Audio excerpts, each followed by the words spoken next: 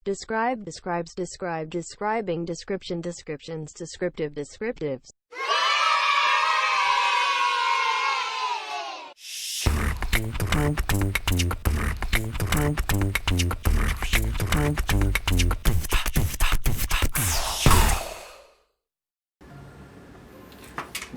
Assalamualaikum warahmatullahi wabarakatuh. Halo all Indonesian English student, apa kabar semuanya?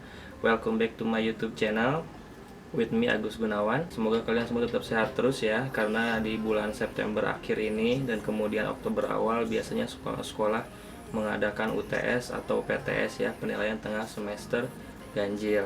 Itu ujian untuk 3 bulan pertama kalian di kelas atau di sekolah baru. Sebelum ke materi, seperti biasa saya mengingetin kalian semuanya untuk bantu mensupport channel ini untuk tetap aktif dan juga eksis, membagikan video-video pembelajaran yang bermanfaat buat kalian semuanya dengan cara subscribe dan juga bunyikan lonceng agar kalian dapat update setiap minggunya video terbaru dari channel ini. Oke, di video kali ini saya akan coba membahas tentang sebuah materi yang biasanya dibahas di kelas 10 di chapter 4, yaitu tentang teks deskriptif ya. Deskriptif, describing, described, description. Tadi yang sebutin di awal tuh ya sama mbak-mbak Google Translate atau Google Voice. Selain materi tentang teks deskriptifnya sendiri, ada materi lain yang akan saya bahas di video ini, yaitu tentang adverb of degree, di mana adverb ini berhubungan erat langsung dengan teks deskriptif. Dan juga seperti biasa saya akan memberikan contoh-contoh soal berikut cara pengerjaannya. Dan seperti biasa untuk membahasnya biar lebih jelas, saya ajak kalian semua untuk langsung ke monitor. Jadi kita langsung ke monitor. Oke, sudah di monitor. Kalau sudah di monitor saya tidak akan banyak basa-basi, jadi langsung ke materinya saja. Jadi materi kita hari ini adalah tentang descriptive text. Jadi apa itu descriptive text? Adalah sebuah teks yang menjelaskan seperti apakah seseorang atau sesuatu. Sesuatu ini bisa berarti banyak hal. Bisa itu benda, tempat, benda hidup atau benda mati ya. Bahkan mungkin termasuk orang tersebut juga gitu. Itu untuk pengertiannya. Kemudian tujuannya. Tujuan dari teks ini adalah untuk mendeskripsikan atau menjelaskan dan memunculkan keterangan-keterangan tentang itu orang, tempat atau sesuatu tadi. Itu pengertian dan juga tujuan. Kemudian teks deskriptif ini memiliki dua bagian penting atau dua bagian utama, yaitu yang pertama adalah identification. Identification ini adalah bagian di mana kita bisa mengenali hal apakah atau benda apakah yang akan dijelaskan. Pada contoh teks di sebelah kanan, bagian identification biasanya berada pada paragraf pertama. Kemudian benda yang akan dijelaskan dalam hal ini adalah sebuah laptop. Jika memiliki judul, benda yang dijelaskan pun biasanya disebutkan pada bagian judul, seperti new laptop. Kemudian struktur kedua adalah description, describing the things in parts, qualities, or and characteristics. Jadi menjelaskan benda tersebut dalam bagian-bagiannya, kualitas atau mutunya, dan atau ciri-cirinya. Bagian description biasanya berada pada paragraf kedua. Benda yang dijelaskan dari mulai parts, kemudian mutu atau kualitas, dan juga ciri-cirinya biasanya berada pada hampir semua bagian atau semua paragraf pada teks deskriptif seperti ini. A laptop. It has a nice black color. It has 14-inch screen. This is the latest product. The performance of this laptop is also great. High specification dan lain-lain. Itu adalah ciri-ciri, bagian-bagian dan juga kualitas dari laptop yang kita bahas di teks ini. Kemudian bagian terakhir yang biasanya ada pada teks deskriptif, namun ini sifatnya lebih kepada tambahan, yaitu paragraf ketiga. Biasanya adalah tempat di mana penulis menyatakan pendapat pribadi atau opini pribadi tentang benda yang dijelaskan. Pada umumnya, teks deskriptif ini memiliki ciri-ciri kebahasaan yang meliputi: pertama, certain nouns. Apa itu certain nouns? Specific participant, not common, and unique, only one. Jadi peserta atau benda yang dijelaskan ini spesifik, jelas dan pasti. Tidak sesuatu yang umum yang mungkin memiliki banyak pengertian, dan juga unik, hanya satu. Dalam hal ini adalah sebuah laptop. Benda berupa laptop memiliki spesifikasi dan juga ciri-ciri khusus. Ciri kebahasaan lain pada teks ini biasanya adalah penggunaan simple present tense.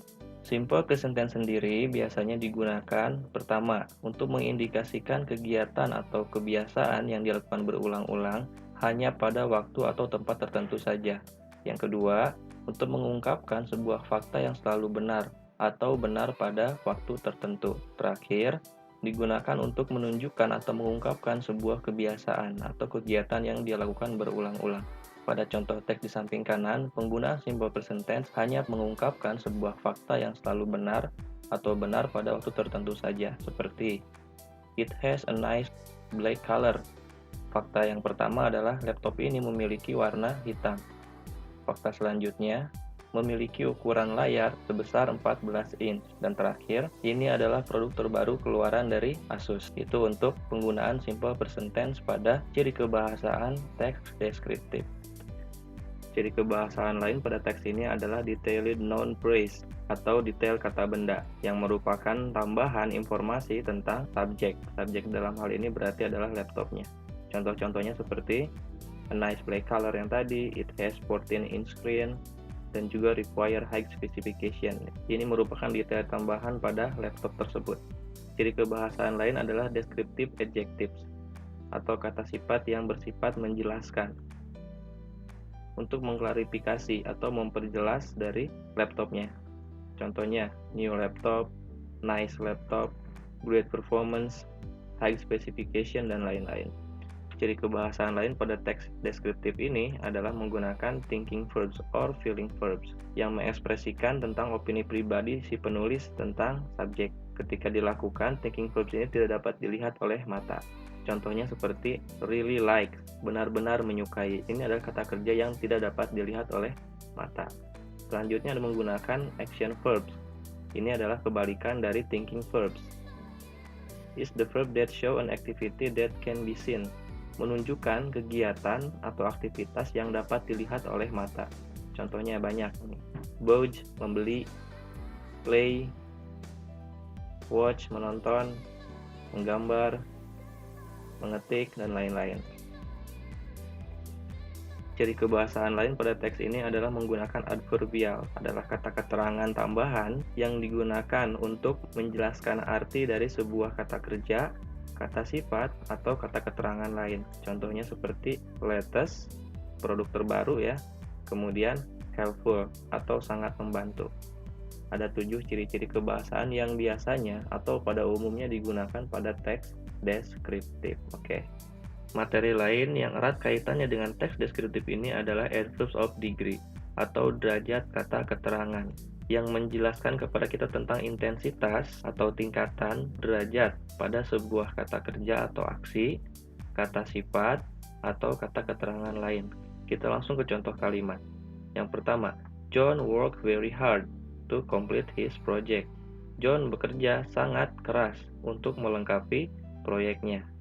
Kata yang saya cetak warna merah adalah contoh dari adverbs of degree yang berarti adalah sangat. Kata yang saya garis bawahi adalah kata sifat. Berarti ini adalah contoh dari adverbs of degree diikuti dengan kata sifat. Begitupun contoh yang kedua, the cake is absolutely wonderful. Kuenya sangat enak. Contoh ketiga, they were almost finished their task. Mereka hampir menyelesaikan tugas mereka. Ini adalah contoh kata keterangan yang diikuti dengan kata kerja. Dalam hal ini adalah an action. Contoh keempat, you are walking too slowly. Kamu berjalan terlalu lambat. Ini adalah contoh kata keterangan bertingkat atau derajat keterangan yang diikuti dengan kata keterangan lainnya. Nah, kemudian kata keterangan ini biasanya ditempatkan sebelum kata sifat, kata keterangan lain, atau kata kerja yang dimodifikasi. Dimodifikasi dalam artian dirubah. Contoh misalkan, slowly ini berarti adalah lambat. Ini adalah kata keterangan. Kemudian ditambahkan dengan kata to, dalam hal ini adalah adverb of degree, maka maknanya pun berubah menjadi sangat lambat. Berarti ada tingkatan, ada level tambahan di mana yang lambat menjadi lebih lambat. Itu adalah fungsi dari adverbs of degree. Walaupun mungkin ada pengecualian ya, tapi pada dasarnya adverb of degree ini menjawab pertanyaan seperti seberapa banyak atau seberapa kecil. Oke, itu adalah materi terakhir yang berhubungan langsung dengan teks deskriptif tadi ya. Jadi untuk detail lebih jelas, materi lebih lengkap bisa kalian baca di buku paket yang kalian miliki di rumah.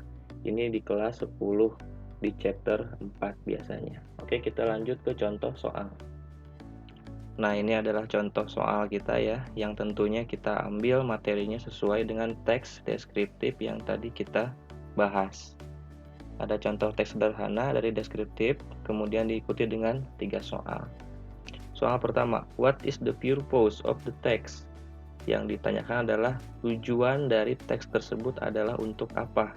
Karena fungsi utama dari teks deskriptif adalah menjelaskan, to describe ya, atau mendeskripsikan. Jadi kita bisa langsung memilih jawaban yang tepat sesuai dengan fungsi teks tersebut, yaitu di jawaban yang A, to describe Mr. Wibowo's house. Sementara jawaban yang B, C, D, dan E ini adalah tujuan dari teks yang lainnya. Contoh misalkan yang B ya, to tell, ini kan jadi storytelling, biasanya berupa dari teks naratif. Kemudian to present, persuade, to explain, ini dari contoh teks yang nggak usah kita bahas lah ya. Kita langsung ke soal nomor 2. Question number 2, what is not the characteristic of Mr. Wibowo's house? Apa yang tidak termasuk dalam ciri-ciri rumahnya Pak Wibowo? Jika menemukan pertanyaan seperti ini, kita tinggal membandingkan saja atau mencocokkan pilihan jawaban dengan teks yang ada. Contoh misalkan di teks kita bisa menemukan kata big, clean, dan juga comfortable. Maka berarti kita bisa mengeliminasi 3 jawaban, yaitu A, B, dan C. Karena bukan itu yang dipertanyakan. Bukan yang ada, tapi yang tidak ada. Tinggal tersisa 2 jawaban, yaitu spacious dan expensive. Kita harus mencari tahu dulu apa arti dari kedua kata tersebut. Spacious berarti luas ya, atau lapang, lega. Dari kata dasar space atau ruang. Nah, karena ini termasuk dalam karakteristik rumah atau sebuah tempat, maka hal ini cocok dengan yang di teks. Jadi jawaban yang D salah ya. Karena bisa kita lihat rumahnya Pak Wibowo di sini big ya, dalam artian mungkin kata lainnya adalah luas. Jika rumahnya besar berarti mau tidak mau area yang ditempati rumah tersebut pun juga luas. Nah, kemudian secara otomatis kita dapatkan jawaban yang paling tepat, yaitu E, expensive. Karena dalam hal ini adalah merupakan harga ya, bukan kualitas. Kualitas dan harga adalah suatu hal yang berbeda. Lanjut ke soal nomor 3. Which room Mr. Wibowo doesn't have? Ruangan apa yang tidak dimiliki oleh Pak Wibowo?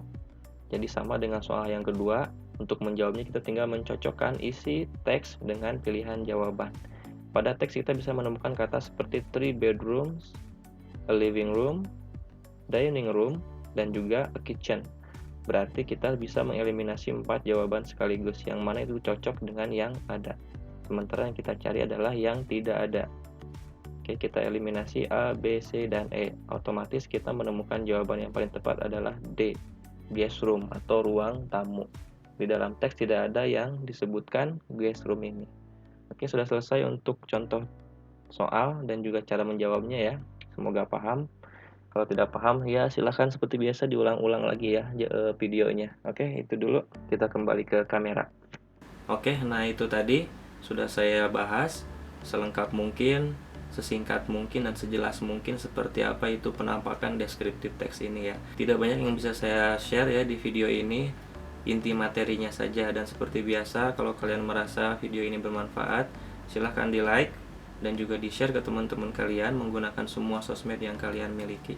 Thank you for watching this video. I am Agus Gunawan, sign up. Wassalamualaikum warahmatullahi wabarakatuh. Bye.